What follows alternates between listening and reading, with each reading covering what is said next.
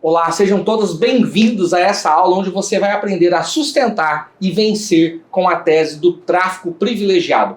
Bom, se você chegou até aqui neste vídeo é porque você se interessou por este tema ou porque você se interessa a respeito do estudo da lei de drogas, então essa aula aqui é para você. Este vídeo é para você que está se formando em direito, para você que já pegou a sua carteira da ordem, para você que se interessa na advocacia criminal e, como tal, também se interessa na advocacia na lei de drogas. E você precisa saber, sim, você que quer atuar na lei de drogas, você precisa saber a respeito do tráfico privilegiado.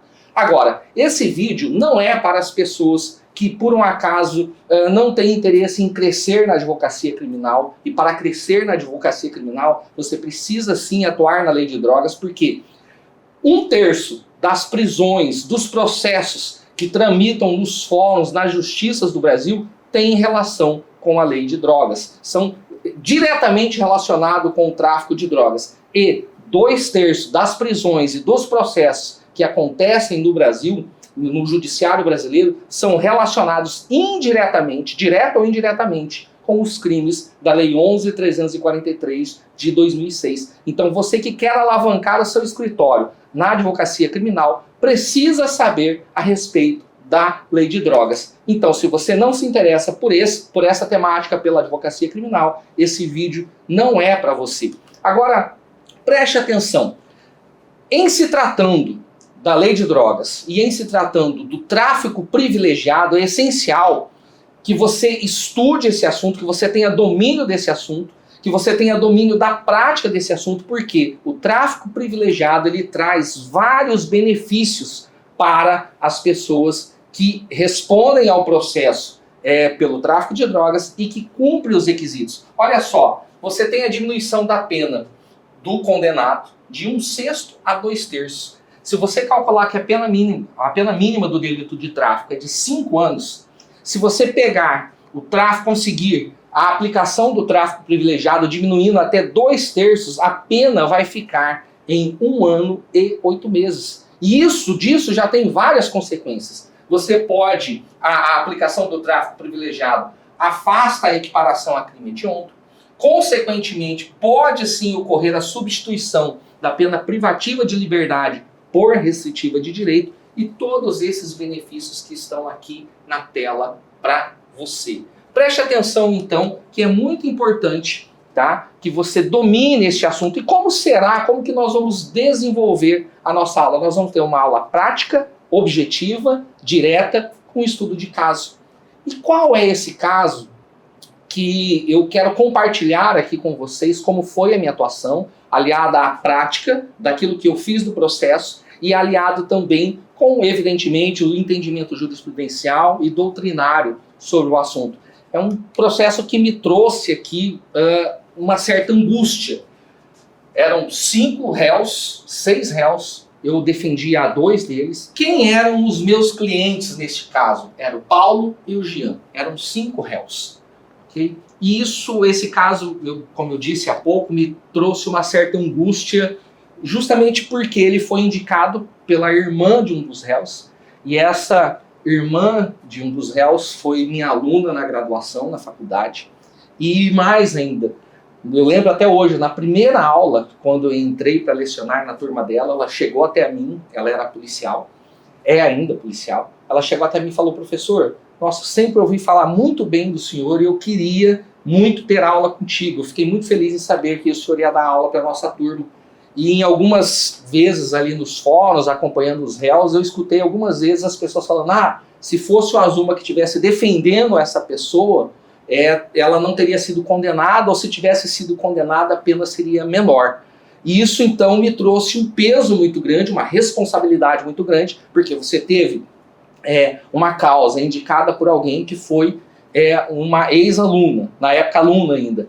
E isso já te traz uma responsabilidade. E que ela trouxe ainda essas palavras que me trouxeram um fardo muito maior, eu fiquei com uma enorme carga de responsabilidade e, querendo ou não, uma afetividade, entre aspas, apegada a esse caso. E por quê? Porque ele tinha um grau de dificuldade maior. Olha só, eram 5 réus acusados de tráfico, e olha a quantidade de maconha. Aqui está a cópia da denúncia, tá bom? Eu coloquei só o primeiro nome ali dos acusados. E foi apreendido 11 toneladas de maconha, ou seja, uma quantidade muito grande de droga. Ao final, eu já vou contar aqui a primeira fase do processo. O Paulo, para piorar ainda esse meu fardo que eu tinha com o processo, com essa causa, o Paulo foi condenado a 10 anos e 6 meses, e o Jean foi condenado a 11 anos e 4 meses. Então eu já tinha aquele fardo no início do processo e depois veio a condenação, e eu vou contar o passo a passo aqui, mas, como tem aquela frase do Fernando Sabino, no final tudo dará certo, e se não deu certo não é o final, nós vamos insistir até que tudo dê certo aqui, também com a tese do tráfico privilegiado. E olha só aqui também um detalhe importante, tá, da configuração da denúncia. Eles foram denunciados pelo artigo 33, tráfico, artigo 35, associação, com a causa de aumento de pena, tá, de ter sido tráfico internacional. Quantas testemunhas tinha na denúncia? 2 testemunhas somente. E nós vamos trabalhar com tudo isso. Qual foi a estratégia que nós desenvolvemos para que nós chegássemos ali a bom cabo, conseguindo então a aplicação do tráfico privilegiado depois de muita luta, depois de muito sofrimento, de muita angústia da família naturalmente. Agora, o que é importante que você saiba em se tratando da atuação prática da advocacia? E aqui nós vamos dar algumas pinceladas doutrinárias, sim, ok? Mas de uma forma, como eu disse, bem direta, bem objetiva, porque o objeto da nossa aula, aqui do nosso bate-papo, do nosso encontro é esse, mas é importante que você tenha em mente o seguinte, e eu gosto muito dessa frase aqui, se você não sabe onde você quer ir, qualquer caminho serve. Tá? Essa frase é lá do livro ou da obra Alice no País das Maravilhas. O que você precisa ter em mente quando você atua no processo? Você precisa ter uma estratégia traçada do início ao fim. O que eu quero em cada momento do processo, em cada fase do processo, o que eu vou pleitear em cada fase do processo e onde isso vai me levar, qual é meu objetivo, qual é meu escopo, qual é a minha finalidade. Porque a doutrina, você que já é formado em direito, já estudou um pouco ou razoavelmente sobre lei de drogas, você já sabe o básico da doutrina. Né? Você já sabe que o tráfico privilegiado é uma causa de diminuição de pena. Aliás, não é só uma causa de diminuição de pena, ela traz aqui consequências assim que vão muito, muito além da questão única e exclusivamente do percentual, da proporção da diminuição de pena. O nome já está até errado, né? Porque tráfico privilegiado, nós teríamos que ter uma diferenciação da pena mínima e da pena máxima, do preceito secundário do tipo penal do artigo 33. Não é o que nós temos aqui. Mas a doutrina ou a prática forense convencionou chamar o parágrafo 4º 33 de tráfico privilegiado e, para efeitos do nosso encontro, da nossa aula, nós vamos chamar assim, ok? Bom, você sabe também que o tráfico privilegiado, tá, tinha aqui a vedação no parágrafo 4º de conversão de penas privativas de liberdade em restritiva de direito, que o Supremo Tribunal Federal, tá certo? No HC 97256 do Rio Grande do Sul, tá? O que ele fez? Ele vedou a vedação, para utilizar aqui um trocadilho, ou seja, então, pode sim ter conversão de pena privativa de liberdade em restritiva de direito, isso você já sabe. Você já sabe também que o tráfico privilegiado, uma vez preenchidos os requisitos legais, é um direito subjetivo do acusado, tem julgados nesse sentido. Você também já sabe, possivelmente, quais são os requisitos cumulativos para que seja aplicada a benesse do parágrafo 4º do artigo 33. Primariedade do agente, bons antecedentes, que ele não se dedique à prática de atividades criminosas, que ele não deve integrar organização criminosa. Você possivelmente já estudou sobre tudo isso na faculdade. Se não estudou, está estudando, ou já teve alguma situação prática que você teve que estudar sobre isso. Agora, o que é preciso para que você consiga sustentar e vencer com a tese do tráfico privilegiado, acima de tudo, é a questão da estratégia. Qual estratégia você vai adotar? qual estratégia você traçou e você vai utilizar a estratégia como um plano, como um mapa, como um guia, para que você consiga o seu objetivo. Porque se fosse fácil, tão fácil assim, todo mundo conseguia. Agora, existem aquelas pessoas que conseguem, aqueles advogados que têm um caminho estratégico, que têm, ainda com o cumprimento dos requisitos, com um caminho estratégico traçado, um plano feito, ok? Que eles conseguem o seu objetivo, e os que não conseguem. Os que têm resultado e os que não têm resultado. E é sobre isso que nós queremos falar aqui, nessas curtas palavras e breves aqui, com você que se interessou para assistir esse vídeo, sou sobre o tema, ou pela especialização na lei de drogas, que mais ao final nós vamos falar. E aliás, ao final eu vou trazer uma outra novidade que nós temos aqui para você, então fica comigo aqui até o final. Agora, qual é a estratégia? O conhecimento você tem, ou a maioria das pessoas tem. O requisito da primariedade, nós sabemos, e aqui eu vou falar de forma bem en passant, de uma forma bem, não rasa, não superficial, mas de uma forma bem mais objetiva, porque na nossa especialização nós pegamos cada um desses objetivos aqui e nós destranchamos e nós trazemos o entendimento jurisprudencial, os conflitos jurisprudenciais sobre cada um desses requisitos. Então aqui será de uma forma muito mais objetiva. Primeiro requisito, da primariedade do agente. O que significa ser primário? Resumindo aqui, que o agente não pode ser reincidente, ok? Segundo requisito, bons antecedentes. E aí eu faço a seguinte pergunta: e se o acusado possui inquéritos policiais em andamento? Ou condenação transitada em julgada com pena cumprida há mais de 5 anos? Isso afasta ou não afasta o requisito dos bons antecedentes? Nós temos julgamentos, nós temos julgados do Supremo e do STJ no seguinte sentido: HC 591.054 e HC 176.806, que fala o seguinte: olha, a existência de inquéritos policiais em andamento por si só não afasta a incidência do tráfico privilegiado. Anota aí o número desses habeas corpus, ok? Mas ainda assim, alguns juízes, em alguns julgados aqui e acolá, a gente encontra o afastamento, tá, do tráfico privilegiado por conta dessa situação, da existência de inquérito. Mas, de fato, a existência de inquérito por si só não pode afastar a incidência do tráfico privilegiado em razão do princípio da presunção de inocência, em razão do princípio da não culpabilidade. E a segunda parte aqui: e se o réu, tá bom, Felipe, você disse que o primário, tá certo, é quem não o agente não pode ser reincidente. E se ele já tiver uma condenação transitada em julgada, só que passou o período de 5 anos, tá? Aquele período ali, né, de observação após os 5 anos do cumprimento da pena, onde o agente volta a ser primário, aí é aquilo que nós chamamos de tecnicamente primário, mas isso pode servir para a retirada dos antecedentes. Falar, olha, ele é primário, mas ele não tem bons antecedentes. Por quê? Porque ele teve uma condenação anterior transitada em julgado. Pode ou não pode, Felipe? Também nós temos julgados a decisões do STJ, no RESP 160/440 de Minas Gerais, de relatoria do ministro Rogério Schetti, que fala que, olha, se houver passado um grande período ou um bom tempo desse período depurador após os 5 anos, isso também não pode ser considerado como requisito, tá certo? Para excluir o requisito dos bons antecedentes. Então até aqui tudo bem, né, pessoal? Agora vamos seguir aqui para o quarto requisito. E aí nós misturamos o terceiro e o quarto: não se dedicar à prática de atividades criminosas ou integrar uma organização criminosa. Bom, a integração pode parecer a mesma coisa, né?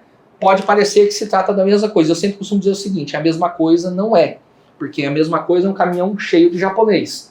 E eu posso brincar com isso, porque eu sou japonês, então não vou estar fazendo bullying com ninguém alheio, né? Estou fazendo aqui com a minha própria raça, com a minha própria origem. Mas não é a mesma coisa.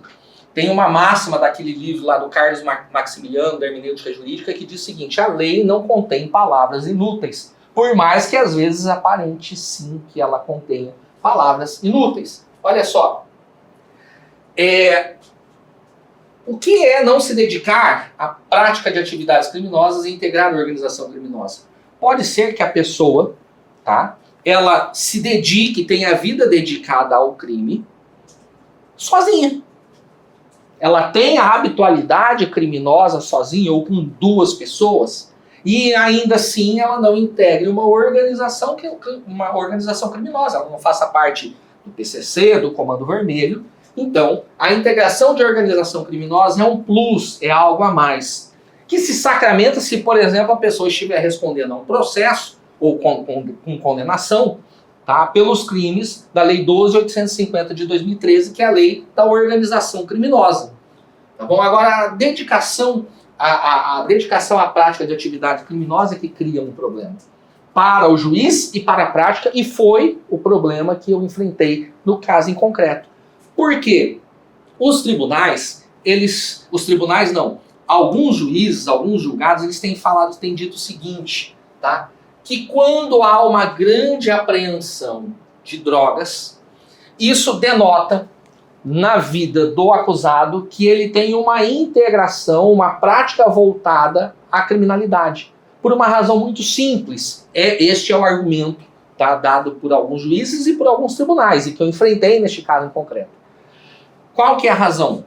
Ora, ninguém confia uma grande quantidade de drogas, seja a guarda, seja o transporte, tá bom? A vigilância de uma grande quantidade de drogas a qualquer pessoa. Há uma pessoa que não haja uma relação de confiança com aquele que é o dono da droga.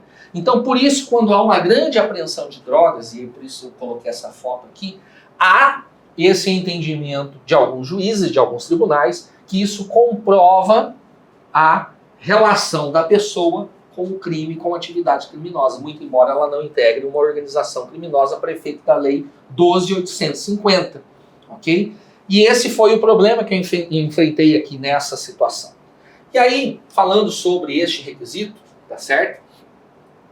Este habeas corpus aqui, esse RHC, na verdade, de relatoria do ministro Ricardo Lewandowski, é um paradigma dizendo justamente o seguinte, tá certo? De que há decisão no sentido de que não é possível afastar automaticamente o privilégio, usando como fundamento a questão da quantidade de drogas.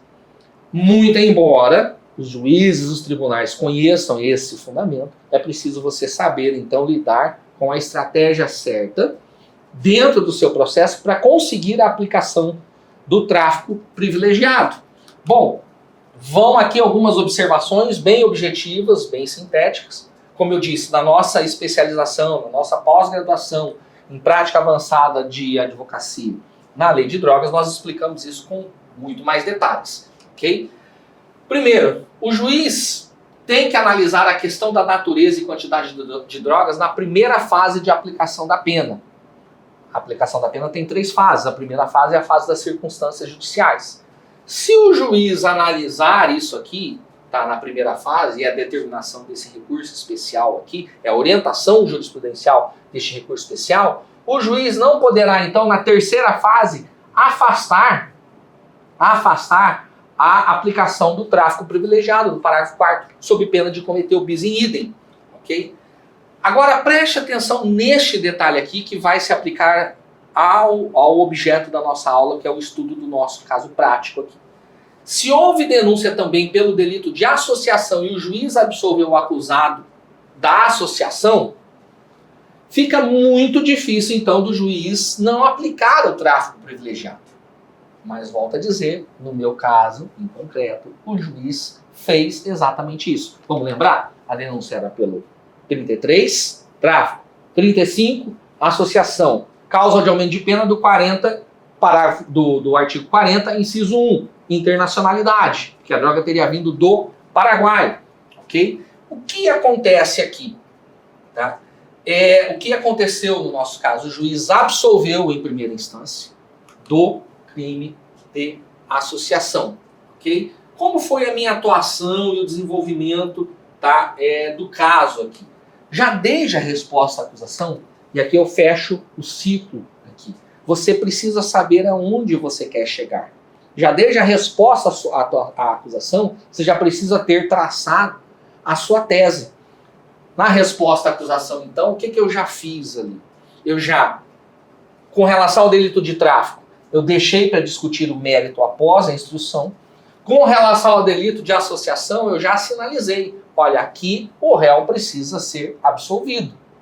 Tá? Não tem prova, tá, do vínculo estável, permanente, duradouro, que exige o delito do artigo 35. Não há prova disso. Então, na resposta à acusação, nós já traçamos isso. E mais, anota aí, na resposta à acusação, você tem que saber que testemunha você vai levar. Sobre o que a testemunha irá falar. Isso é importante. Tá? Se a sua tese é a negativa de autoria, é uma situação. Se a tua tese é o tráfico privilegiado, é outra. As testemunhas da negativa de autoria têm um objetivo. As testemunhas que vão falar a respeito da vida pregressa do acusado para mostrar que ele não se dedica à atividade criminosa, têm outro objetivo. Eventualmente, isso pode se casar. Ok? Então você já tem que prestar atenção na resposta à acusação. Na audiência de instrução, lembra que eu coloquei para vocês as testemunhas da denúncia? Eram 2 testemunhas. Quem eram essas testemunhas? Eram policiais rodoviários, tá? Federal. Eram membros da PRF, policiais rodoviários federal. E aí, o que acontece com essas pessoas, com essas 2 testemunhas? Uma era um policial rodoviário, e aí eu conhecia, tá, o histórico desse policial, que estava há décadas ali naquela região. Não era uma cidade muito grande, e um dos acusados era nascido naquela cidade e era até razoavelmente bem conhecido. Então, na audiência de instrução, o melhor mesmo é quando você consegue extrair, tá, da testemunha, da denúncia da testemunha da acusação, a sua tese. Extrair da sua testemunha é o esperado, é o razoavelmente fácil. Okay? Então, na audiência de instrução, eu perguntei para os 2 policiais se eles conheciam um dos réus, que era o que morava ali há muito tempo, falou que sim, de nome, conhecia o pai dele, e se alguma vez ele já tinha ouvido falar de que o acusado, Paulo, ele tinha alguma relação, já tinha ouvido, porque ele é policial há décadas ali, e os policiais trocam informações entre as corporações, entre as instituições, se ele alguma vez já tinha ouvido falar de que Paulo tivesse algum envolvimento com o crime. E ele disse que não. Então nós já vamos marcando pontos na audiência de instrução. Primeiro, para excluir a acusação, tá, a denúncia da associação. E aí o segundo passo que vem na sequência. Tá? Então na audiência de instrução levamos testemunhas ali que falaram da vida pregressa dele, de que ele trabalhava, dos horários de trabalho dele, okay? Deles, dos correios, dos 2. Okay? A sentença, como aconteceu? A sentença, o juiz veio e deu uma pena alta para o tráfico, condenou os 2 no tráfico, mas excluiu a condenação, ou seja, absolveu os acusados do artigo 35, da associação. E aí, vamos lembrar o que eu falei ali atrás? Aqui, ó. Se houve denúncia também pelo crime de associação e o juiz absolveu o acusado desse tipo, fica muito difícil ele não aplicar o tráfico privilegiado. Fica muito difícil. Só que ainda assim, o que o juiz fez? Ele não aplicou o tráfico privilegiado. Deu aquela pena de 10 anos e 6 meses para o Paulo e de 11 anos e 4 meses para o Jean. Okay? Qual o motivo da pena ter sido tão alta? A causa de aumento de pena do artigo 40, inciso 1 e também a quantidade de drogas. Tá? Vamos lá.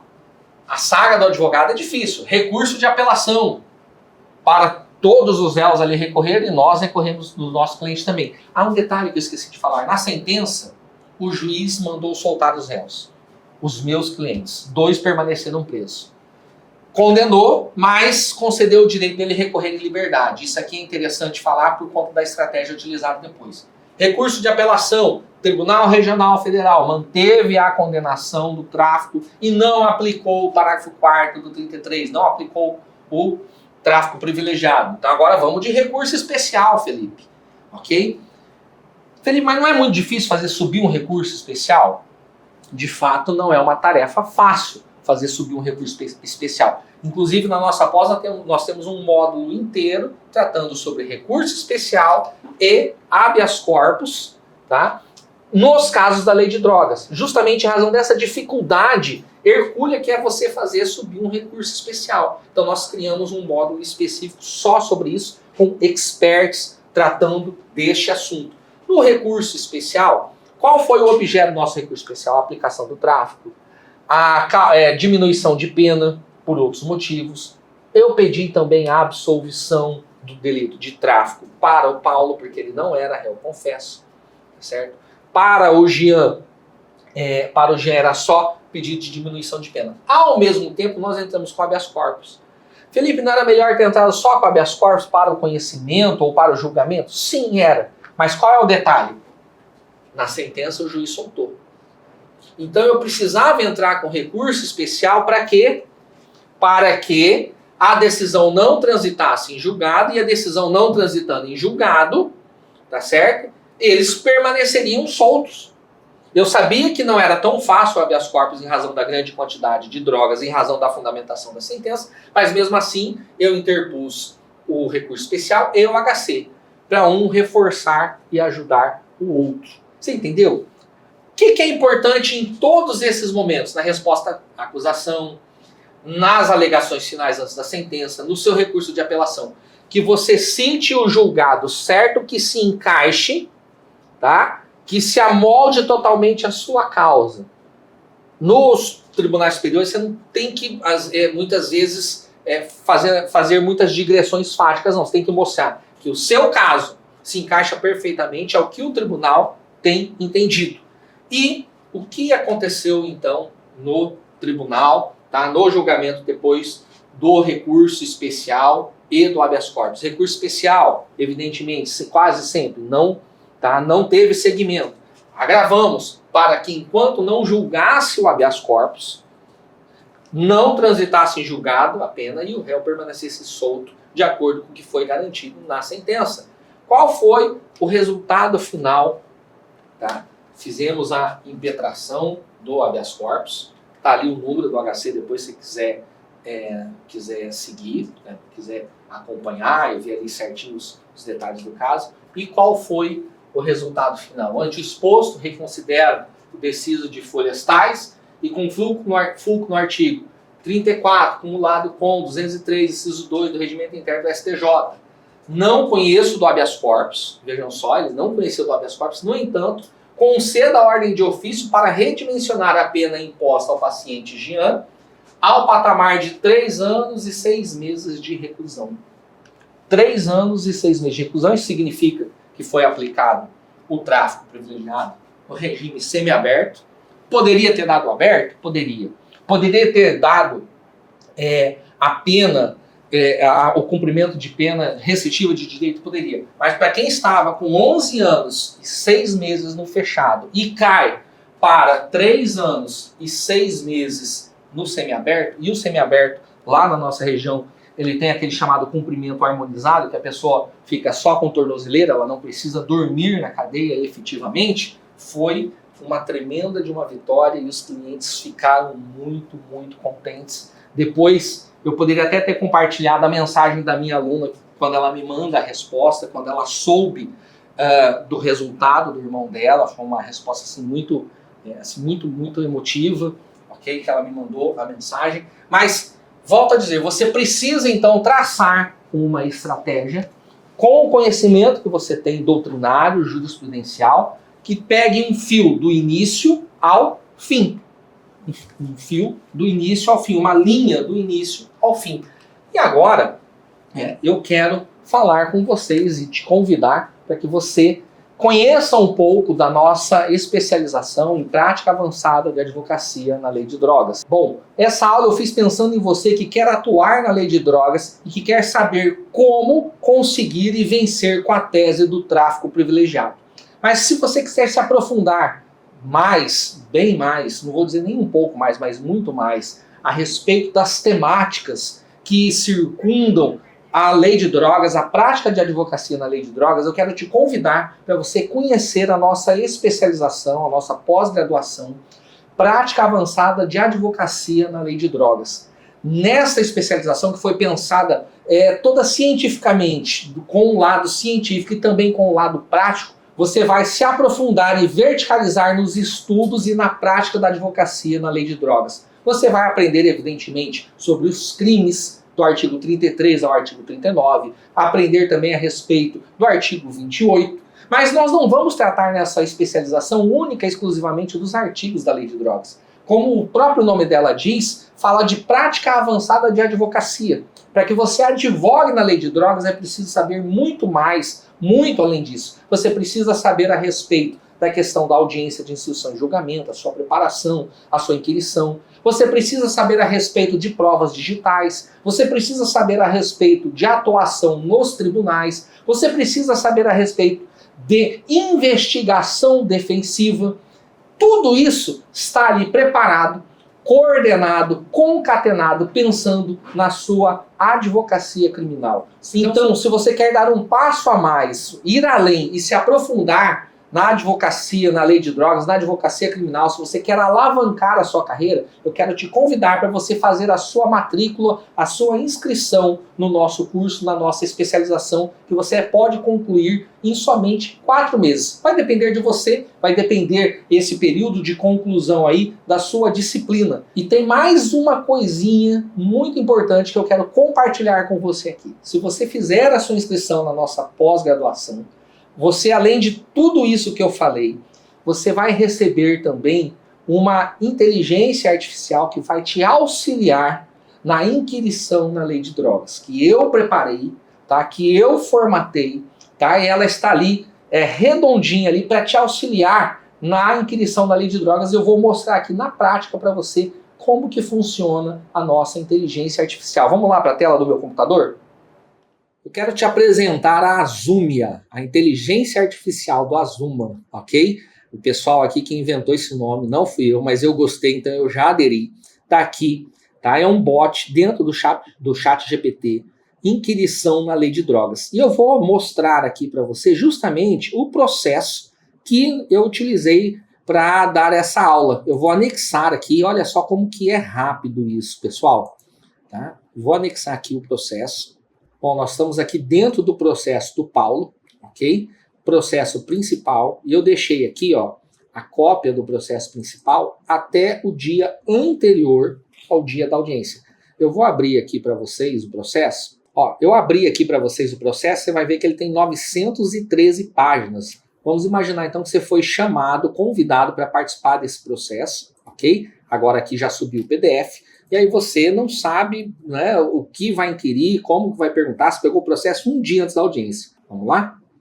Olha só a rapidez da do nosso bot, da Azumia, inquirição na lei de drogas. Está aqui buscando base de conhecimento, está lendo o PDF de 913 páginas e agora ela já está trazendo aqui, ó, a estratégia para as testemunhas da denúncia, veja só, identificar as contradições dos depoimentos, explorar as lacunas na abordagem, já até citou aqui, como por exemplo a invasão de domicílio sem mandado, aconteceu nesse caso, já citou até o HC aqui, que esse HC está na nossa base de dados, ok?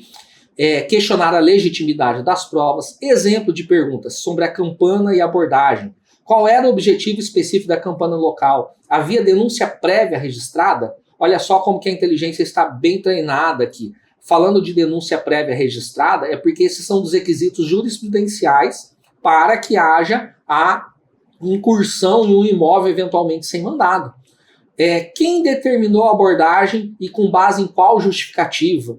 Tá? Havia mandado judicial ou fundadas razões para abordagem? Esses fundadas razões para abordagem se encontram no banco de jurisprudência que está na nossa inteligência artificial e nas doutrinas que nós abastecemos, nos trechos de doutrina que nós abastecemos a inteligência. Sobre a prisão, descreva a sequência exata dos eventos que levaram à prisão. Quem foi responsável por cada etapa? Houve algum momento que os réus ofereceram resistência? Isso foi registrado? Como foi identificado que Paulo estava diretamente envolvido? Ele estava portando algo ilícito? Porque aqui no caso específico, Paulo não estava. E aqui, olha só, sobre as provas, sobre possíveis preconceitos. Havia algum outro elemento no local que poderia indicar atividade ilícita, além da presença de Paulo? Qual era o comportamento do acusado? O nervosismo foi usado como justificativa para sua detenção? Ok? Porque isso os policiais falaram. Então, olha só a quantidade de perguntas que foram feitas. E aqui você pode ir apertando a zoomer no bom sentido aqui, tá bom, pessoal? Você pode falar assim, olha, pergunte a respeito da entrada ou não de Paulo no barracão. No barracão. Pergunte não, faça perguntas, né? Faça perguntas a respeito da entrada ou não de Paulo no barracão. Vamos ver? Porque esse era um dos pontos que tinha ali no processo de discussão, se Paulo entrou ou não no barracão. Né? Sobre a vigilância campana. Durante a vigilância campana, vocês observaram Paulo entrando no barracão em algum momento? Ele estava carregando algo sobre a abordagem, tá? Olha só a quantidade de perguntas que eu não consigo nem acompanhar lendo. Isso aqui, pessoal, vai te auxiliar muito na sua inquirição, nos seus processos relativo à lei de drogas. Você pode estar se perguntando ou me perguntando, Felipe, mas a IA vai fazer todo o meu serviço de advogado? Não, não vai. Tem um grande empresário, um grande dono dessas empresas de tecnologia, eu não me recordo agora sinceramente o nome, que ele disse o seguinte, a inteligência artificial não vai substituir o ser humano, mas os seres humanos, as pessoas que souberem utilizar a inteligência artificial, possivelmente substituirão as que não sabem utilizar. Então nós estamos entregando aqui para você também, junto com a nossa especialização, essa ferramenta. Você não vai precisar pagar nada por ela, ok? Nós vamos te enviar o link, basta que você esteja inscrito no ChatGPT, não precisa ser a versão paga custa $20 por mês, então você não vai precisar disso e vai utilizar a nossa inteligência, o nosso bot, que já está treinado para a inquirição na lei de drogas. Então eu quero te convidar para você se inscrever na nossa especialização. Clica aqui em algum local desse vídeo para que você faça a sua inscrição.